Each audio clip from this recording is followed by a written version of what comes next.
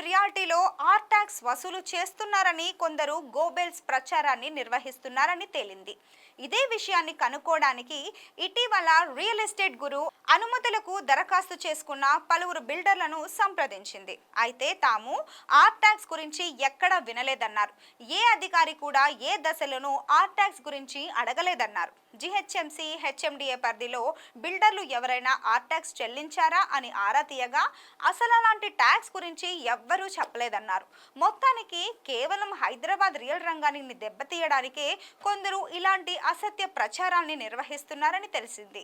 కాంగ్రెస్ ప్రభుత్వం అధికారంలోకి వచ్చిన తర్వాత డిసెంబర్ నుంచి అనుమతులు విడుదల కాకపోవడంతో హైదరాబాద్ బిల్డర్లు ఒక్కసారిగా ఆలోచనలో పడ్డారు. అయితే ఆర్ ట్యాక్స్ ను తెలంగాణ రాష్ట్రంలో వసూలు చేస్తున్నారని స్వయంగా పీఎం మోదీ ప్రకటించడంతో రియల్ రంగం మొదట్లో షాక్కి గురైంది. అందులో ఎంత మాత్రం నిజముందో తెలియదు, కానీ మార్కెట్లో అయితే ఆర్ ట్యాక్స్ గురించి చర్చలైతే మొదలయ్యాయి.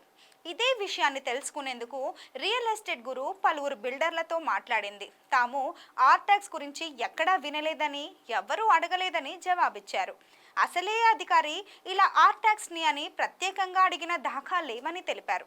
కాకపోతే హైదరాబాద్ పరిధిలో కలెక్టర్ దొరకకపోవడంతో ప్రాజెక్టులకు అనుమతులు ఆలస్యం అవుతున్నాయని పలువురు ఆవేదన వ్యక్తం చేశారు. హైరైజ్ నిర్మాణాలకు అనుమతులు ఆలస్యం కాకుండా ప్రభుత్వం ప్రతిష్టమైన చర్యల్ని తీసుకోవాలని రియల్టర్లు కోరుతున్నారు.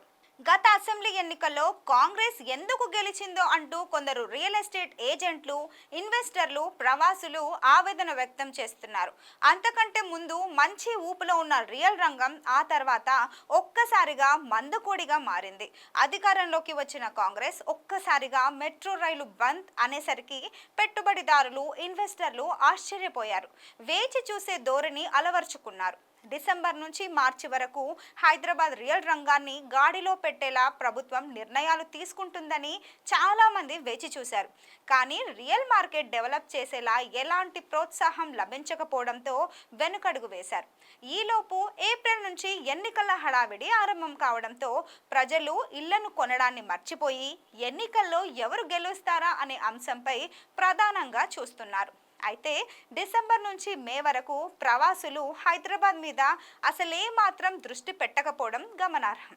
అధికారంలోకి వచ్చిన ప్రభుత్వం ప్రతి అంశాన్ని పక్కాగా బేరీజు వేసుకొని కాస్త టైం తీసుకొని నిర్ణయాల్ని తీసుకుంటే హైదరాబాద్ రియాలిటీ మార్కెట్లో ఇలాంటి గడ్డు పరిస్థితులు ఉండేవి కాదని రియల్ నిపుణులు అంటున్నారు. 5 ఏళ్ల పాటు అధికారంలో ఉండే ప్రభుత్వం కాస్త నింపాదిగా నిర్ణయాల్ని తీసుకుంటే మెరుగ్గా ఉండేదని చెబుతున్నారు.